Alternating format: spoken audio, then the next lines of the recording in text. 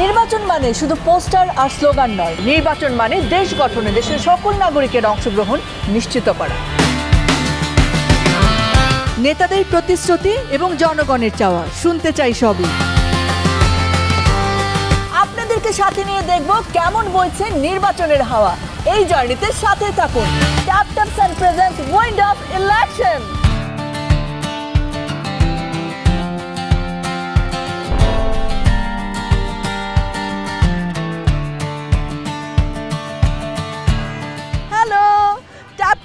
Presents wind of ইলেকশনে স্বাগত জানাচ্ছি। ভোটের হাওয়া আজকে আমাকে নিয়ে এসেছে রাজধানীর অন্যতম পুরনো অর্থাৎ বেশ ঐতিহ্যবাহী আবাসিক এলাকা যেটি ছিল বৃহত্তর মোহাম্মদপুর এলাকা, যেটি পড়েছে সংসদীয় আসন ঢাকা 13-তে। রাজধানীর বুকে এক বৈচিত্র্যময় জনপদ ঢাকা 13। এই আসনে বাস করেন ধনী গরিব সকল শ্রেণী পেশার মানুষ। শিক্ষা, সংস্কৃতি আর রাজনীতির দীর্ঘ ইতিহাস বয়ে চলা এই এলাকা আজ দাঁড়িয়ে আছে নির্বাচন নামের গুরুত্বপূর্ণ সিদ্ধান্তের মুখে। ঢাকা উত্তর সিটি কর্পোরেশনের আওতায় 28 থেকে 34 নং ওয়ার্ড নিয়ে এই আসন গঠিত। নির্বাচন কমিশনের সর্বশেষ তথ্য অনুযায়ী এখানে মোট ভোটার 4,03,174 জন, যার মধ্যে পুরুষ ভোটার 2,05,933 জন, নারী ভোটার 1,97,233 জন, তৃতীয় লিঙ্গের ভোটার সংখ্যা 8 জন। এছাড়াও পোস্টাল ব্যালটে ভোট দেওয়ার জন্য নিবন্ধন করেছেন 5,617 জন ভোটার, যার মধ্যে পুরুষ 3,879 জন এবং নারী ভোটার 1,738 জন। আসন্ন 12 ফেব্রুয়ারি অনুষ্ঠিত ত্রয়োদশ জাতীয় সংসদ নির্বাচনে এই আসনের উল্লেখযোগ্য প্রার্থীদের মধ্যে বিএনপি থেকে ববি হাজ্জাজ, 11 দলীয় জোট থেকে মনোনীত বাংলাদেশ খেলাফত মজলিসের প্রার্থী মোহাম্মদ মামুনুল হক, বাংলাদেশের সমাজতান্ত্রিক দল বাসদ থেকে খালিকুজ্জামান সহ মোট 9 জন প্রার্থী এখানে প্রতিদ্বন্দ্বিতা করছেন। আজকে ঘুরে ঘুরে দেখব এখানকার ভোটাররা আসলে কি ভাবছেন, নির্বাচন নিয়ে তাদের আকাঙ্ক্ষা প্রত্যাশা কিরকম এবং প্রার্থীরা কেমন প্রচারণা চালাচ্ছেন। চলুন আমার সাথে।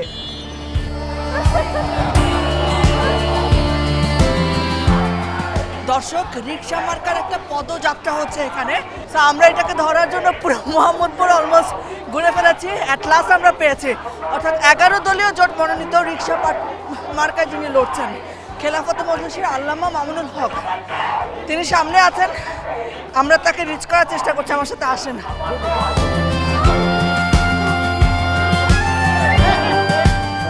আসসালামু আলাইকুম, কেমন আছেন? আলহামদুলিল্লাহ। অনেক বড় পদযাত্রা, আমি অনেকক্ষণ ধরে আপনাকে ধরলাম এখানে।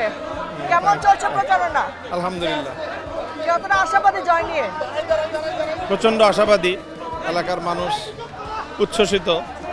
তারা অনেক দিন পরে মনে হচ্ছে যে তাদের এলাকার কোনো প্রার্থী পেয়েছে এবং জাতীয় পর্যায়ে একটা পরিচিতিও আছে এবং এলাকার যে চ্যালেঞ্জগুলো, সন্ত্রাস, চাঁদাবাজি এবং মাদক নির্মূলের ক্ষেত্রে যেই সাহসী ব্যক্তিত্বের প্রয়োজন, মুখের প্রয়োজন, তারা মনে করছে যে হয়তো আমি তাদের সেই প্রয়োজনটা পূরণ করতে পারবো ইনশাল্লাহ। 11 দলীয় জোটে আপনি প্রার্থী হয়েছেন, কিন্তু আপনাদের আরো একজন যারা ছিলেন ইসলামিক আন্দোলনে তারা তো চলে গেছেন। এই জোটে থেকে আপনি কি মনে করছেন আপনার যে ভিশন, মিশন, আদর্শ সেটা আপনি প্রতিষ্ঠিত করতে পারবেন? আমি প্রচণ্ড আশাবাদী। ইসলামী আন্দোলন বাংলাদেশের চলে যাওয়াটা আমাদের জন্য দুঃখজনক, তবে এরপরও আশা করি যে তাদের সাথে আমাদের এখনও একটা পর্যায়ের বোঝাপড়া আছে। ইসলামী আন্দোলন আমার প্রতি সম্মান দেখিয়ে আমার এই আসন থেকে তাদের প্রার্থী প্রত্যাহার করেছে, তো সেটা প্রমাণ করে যে আমরা এখনও একটা ট্র্যাকের মধ্যেই আছি। আচ্ছা, কি মনে করছেন যে হাড্ডাহাড্ডি লড়াই হবে নাকি নিরঙ্কুশ জয় হবে? আমি এখানে খুব একটা লড়াই হবে বলে মনে করছি না, কারণ যেই প্রার্থী এখানে আমাদের বিএনপি দিয়েছে, এদেশে এই এলাকার মানুষ সেটাতে কিছুটা তাদের ক্ষোভ আছে, যে কারণ বাইরে থেকে এলাকায় এনে অন্য এলাকার প্রার্থী এখানে দিয়েছে। বিএনপি বরাবরের মতোই ভুলটা করে। আর এই এলাকার সবচেয়ে বড় সমস্যা কি মনে করেন আপনি? সন্ত্রাস এবং মাদক। আচ্ছা, আর আপনি কি মনে করেন যে খালি ধরেন আপনি বিজয়ী হলেন, আপনার জোট যদি বিজয়ী না হয়, মানে হাইপোথেসিস ধরে নিলাম, আপনি আপনার যে আদর্শ সেটা কি আপনি কাজ করে যেতে পারবেন? হ্যাঁ, অনেক কিছুই কাজ করতে পারবো, কারণ এবার যে আমরা জুলাই সনদ বিজয়ী হবে এটা ধরে নিচ্ছি ইনশাল্লাহ। সেই ক্ষেত্রে নতুন সংস্কারে আমাদের ব্যাপক একটা সংস্কারের মধ্যে বিরোধী দলীয় এবং সকলের কাজ করার বড় একটা স্পেস থাকতেছে। নারী এবং তরুণদের আকৃষ্ট করতে আপনারা কি করছেন, ভোটারদেরকে আকৃষ্ট করতে? নারীরা তো সকলেই যেহেতু নারীদের সম্মান এবং তাদের মর্যাদা রক্ষায় ইতিমধ্যে আমরা তো বড় ধরনের পদক্ষেপ নিচ্ছি এবং যেই সকল ঘটনাগুলো ঘটছে এই গতকাল এবং 1-2 দিনের মধ্যে, যে আমাদের যারা নারী ক্যাম্পেইনার তাদের উপরে নানাভাবে নিগৃহণ এবং তাদেরকে অসম্মান অপমান করা হচ্ছে, আমরা সেখানে নারীদের পক্ষ হয়ে এবং নারীর সম্মান রক্ষা করতে সর্বোচ্চ আমাদের যে জিহাদ সেটা আমরা ঘোষণা করেছি। এখানে দেখতে পাচ্ছি আমি যারা কর্মী সমর্থক রয়েছেন বেশিরভাগই আসলে ইসলামী ধর্মাবলম্বী এবং তারা মাথায় টুপি আছেন হুজুর।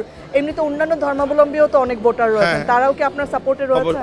অনেক আছে। এখানে হয় কি, যারা আমার ক্যাম্পেইনে আসার সময়, যেহেতু আমি একজন আলেম মানুষ, তারা মনে করে যে আমার সাথে যোগ দেওয়ার সময় যেরকম নামাজ পড়তে যাওয়ার সময় জুমার সময় সবাই টুপি পরে যায়, এরকম অনেকে টুপি পরে আসে, কিন্তু অধিকাংশ সব এলাকারবাসী মানুষ এবং বিপুল পরিমাণ যুবক ইয়াং জেনারেশন তারা আমার প্রতিটা ক্যাম্পেইনে ব্যাপকভাবে অংশগ্রহণ করতেছে। ট্যাপ ট্যাপ সেন্ড দিচ্ছে অবিশ্বাস্য রেট। অ্যাপ ইনস্টল করুন, সাইন আপ করুন, তারপর কোনো ফি ছাড়াই মুহূর্তের মধ্যে দেশে টাকা পাঠিয়ে দিন। বিদেশ থেকে টাকা পাঠানোর রেট নিয়ে আমাদের কোনো বৈষম্য নাই। ট্যাপ ট্যাপ সেন্ডের মাধ্যমে ব্যাংক, বিকাশ, ক্যাশ পিকআপ ও অন্যান্য মোবাইল ওয়ালেটে টাকা পাঠান একদম সেম রেটে।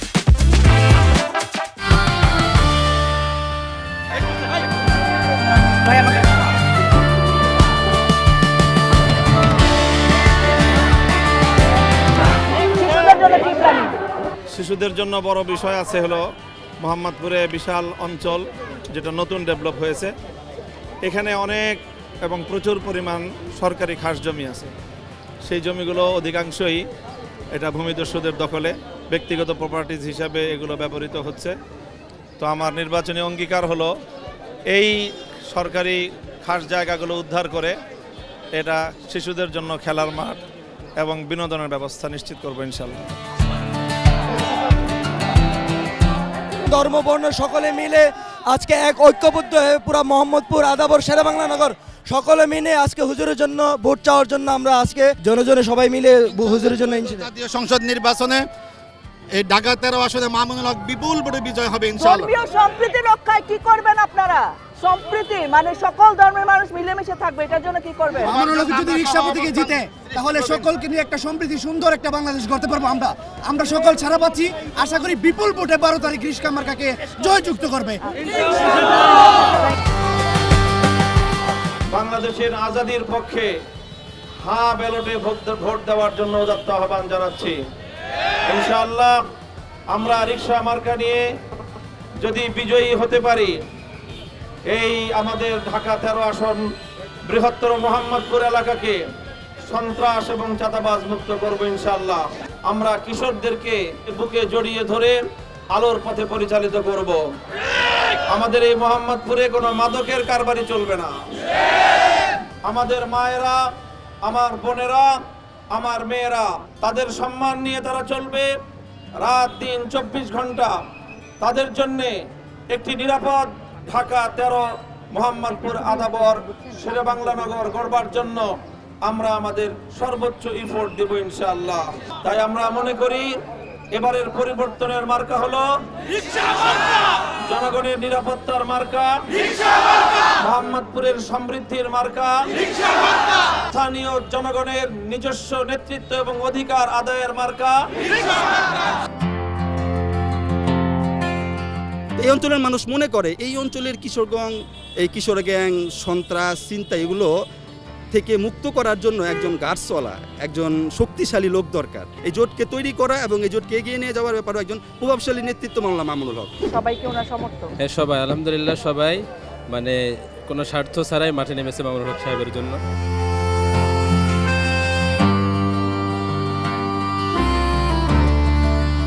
ভোট নিয়ে আপনারা ভাবছেন কিনা যে কাকে ভোট দেবেন, কেন ভোট দেবেন?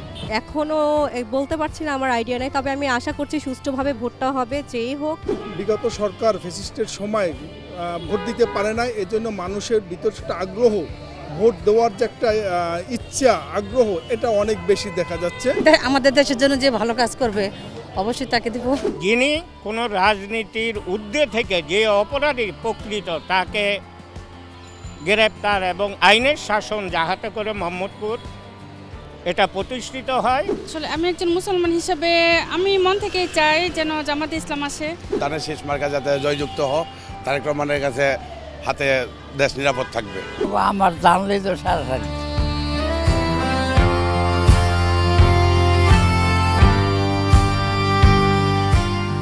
আপা আসসালামু আলাইকুম।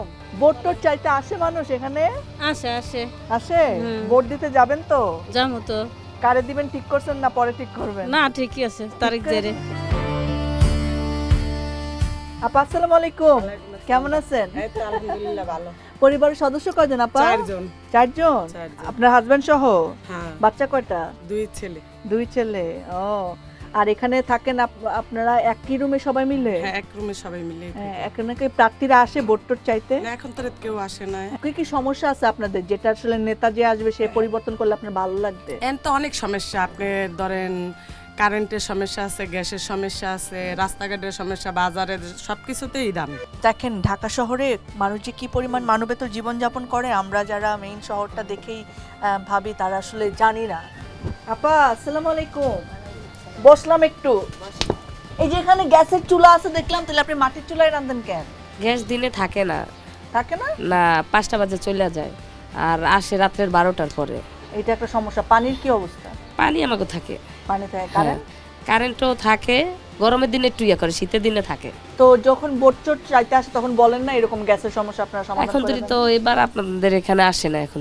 আর ভোটকে কারা কারা দাঁড়াইছে এটা জানেন না তাইলে আপনি? জানি না বলতে, আজকে আমি তো চাকরি করি, এই জায়গায় আজকে ভোট চাইতেছে অফিসের ভিতরে। অফিসের ভিতরে? হ্যাঁ। আচ্ছা, তো তাদেরকে সমস্যা বললেন না যে আমার এটা সমাধান করে দিন? ওই জায়গায় তো আর কথা বলতে দেন, আমরা মিশিংয়ে কাজ করি না, মিশিংয়ে বসে কাজ করতেছে, এরা সামনে বসে কথা বলছে।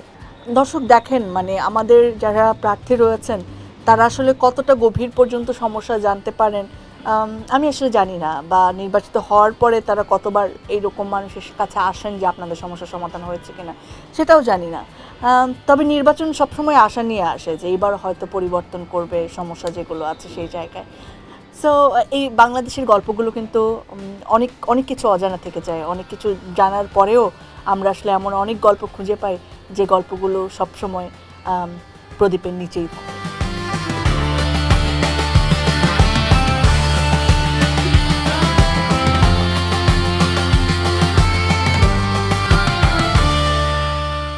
বিদেশ থেকে টাকা পাঠানোর রেট নিয়ে আমাদের কোনো বৈষম্য নাই। ট্যাপ সেন্ডের মাধ্যমে ব্যাংক, বিকাশ, ক্যাশ পিকআপ ও অন্যান্য মোবাইল ওয়ালেটে টাকা পাঠান একদম সেম রেটে।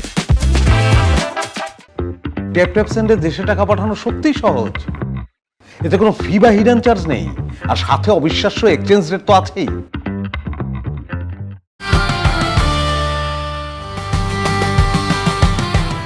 দর্শক, ভোটের এই সময়ে প্রার্থীদের একমাত্র ভালোবাসা, লক্ষ্য, উদ্দেশ্য সব কিছুই হচ্ছে ভোটারদের দৃষ্টি আকর্ষণ করা, তাদেরকে কাছে টেনে নেওয়া, এবং সেই জন্য প্রচারণা কিন্তু নানাভাবে হয়ে থাকে। কেউ শোডাউন করেন, কেউ পদযাত্রা করেন, আবার কেউ এরকম কারখানা যেখানে রয়েছেন সেখানকার শ্রমিকদেরকে একসঙ্গে পাওয়ার জন্য কারখানা ভিজিটও করেন। এখানেও রয়েছেন একজন প্রার্থী, চলুন আমার সাথে।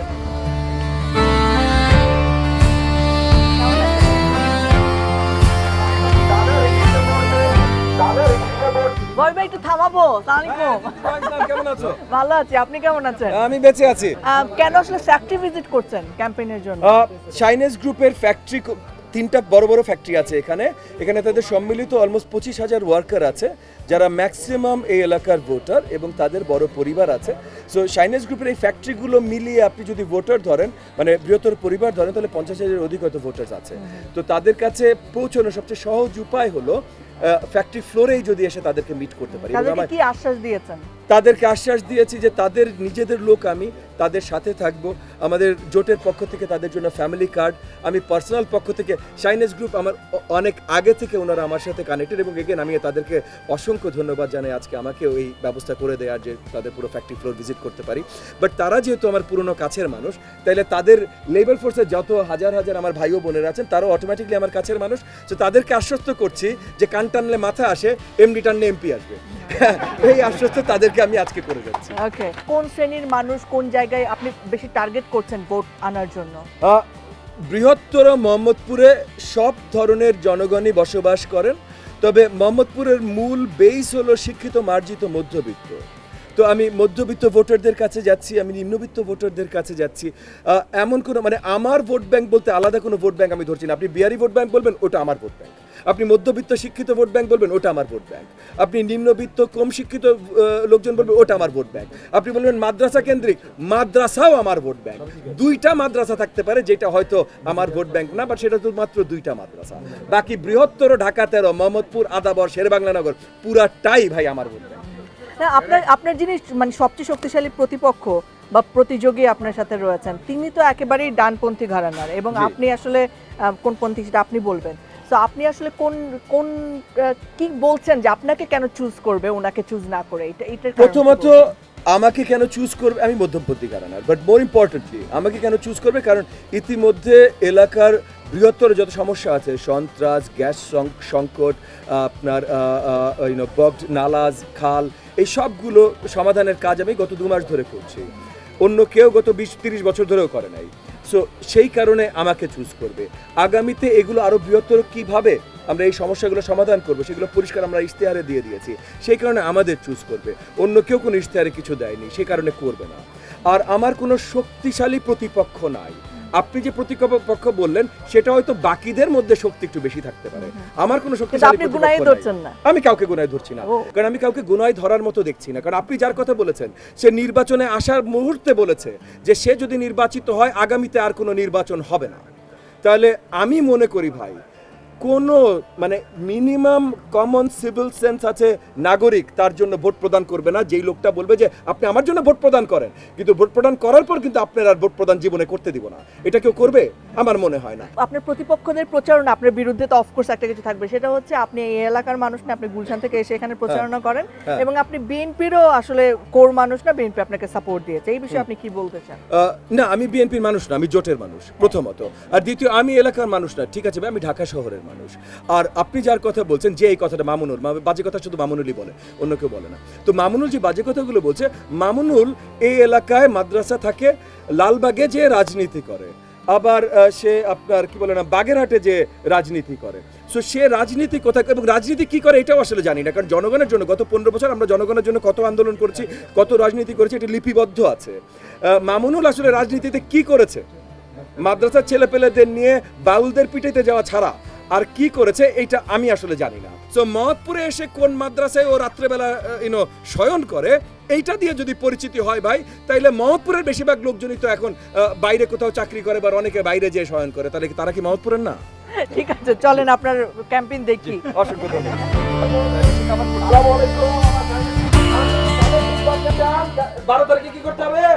ধানের শীষ মার্কায় ভোট দিতে হবে, শুধু ভোট না, ধানের শীষ মার্কায় ভোট দিতে হবে ইনশাআল্লাহ। আমি ববি হাজ্জাজ আপনাদের কাছে আগামী 12 তারিখে ধানের শীষ মার্কায় ভোট চাইতে এসেছি।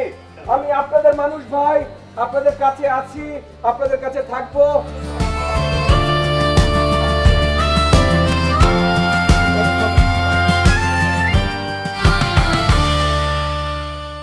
সামির আমারে চিনতে পারতেছে না।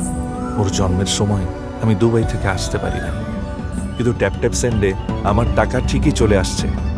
কে বলছে শুধু মানুষই পরিবার হয়? ট্যাপ ট্যাপ সেন্ডও এখন আমার পরিবারের অংশ। ট্যাপ ট্যাপ সেন্ডে দেশে টাকা পাঠানো সত্যিই সহজ, এতে কোনো ফি বা হিডেন চার্জ নেই, আর সাথে অবিশ্বাস্য এক্সচেঞ্জ রেট তো আছেই।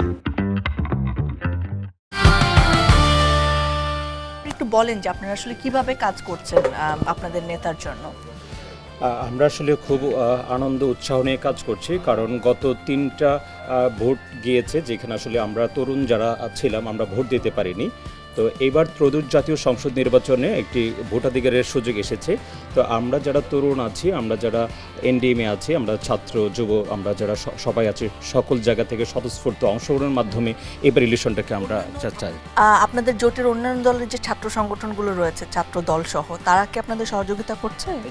জি, অবশ্যই। আমাদের আশেপাশে দেখতে পাবেন যে আমাদের ছাত্র যে ঢাকা 13 আসনের যে আদাবর, মোহাম্মদপুর, শেরেবাংলার নগর থানা সহ যে শিক্ষা প্রতিষ্ঠানগুলো আছে, প্রত্যেকটা ছাত্র সংগঠনের নেতৃবৃন্দ সহ সকল পর্যায়ের কর্মীরা আসলে আমাদের সাথে স্বতঃস্ফূর্তভাবে আমাদের সাথে সহযোগিতা করছে।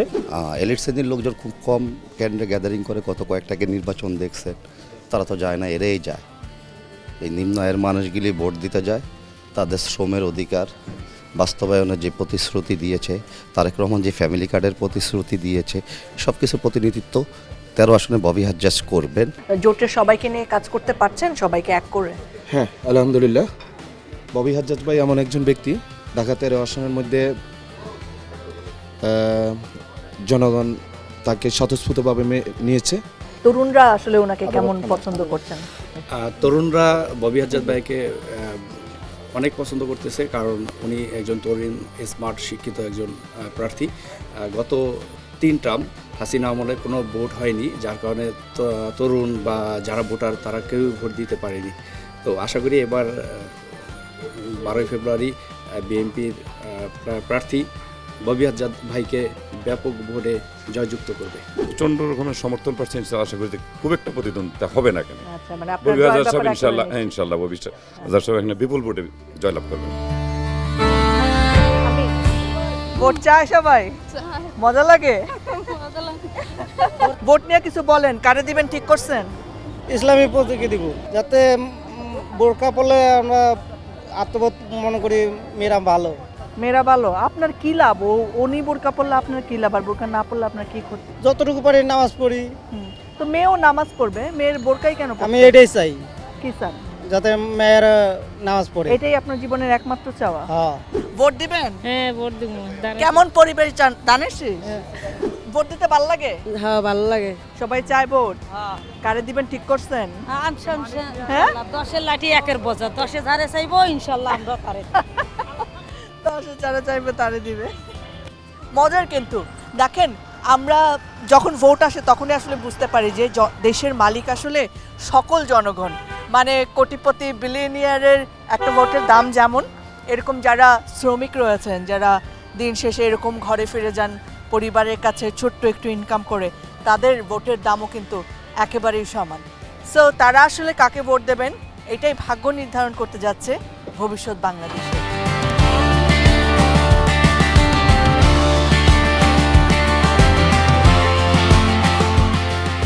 অনেক বছর পর মনে হচ্ছে যে আমরা একটা উৎসবের মধ্যে আছি।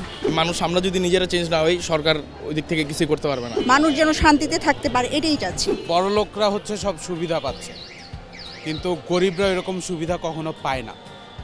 এখন আপনি যাকেই আপনি উপরে বসান, এই জিনিসটা সবসময় চলতে থাকবে। গরিবরা এরকম কখনো কোনো সুযোগ সুবিধা পাবে না, বড় লোকরা যা আছে তাই লুফে যাবে। আমরা জনগণ চাই ভালো একটা সরকার আসুক, মানুষ শান্তি থাকবে, সুখে থাকবে। সরকার তো ভালো সবাই চাচ্ছে, যে ভালো একটা সরকার সেখানে বসুক। রাজনৈতিকভাবে যেন সুষ্ঠুভাবে নির্বাচন হতে পারে, একজন ভালো মানুষ চাচ্ছি আমরা। ভালো সরকারই তো সবাই আশা করে। মোহাম্মদপুর, আদাবর, শেরেবাংলা নগরের জনগণ অর্থাৎ ঢাকা 13 আসনের ভোটার যারা রয়েছেন, তারা কাকে প্রতিনিধি করছেন সেটা জানতে হলে আমাদেরকে 12 ফেব্রুয়ারি নির্বাচন পর্যন্ত অপেক্ষা করতে হবে। কিন্তু তার আগে পর্যন্ত ট্যাপটপস and present wind of election নিয়ে আমি দীপ্তির সাথে থাকবো আপনাদের বাংলাদেশের অন্য কোনো প্রান্তে। তাহলে আবার দেখা হবে। বিদায়।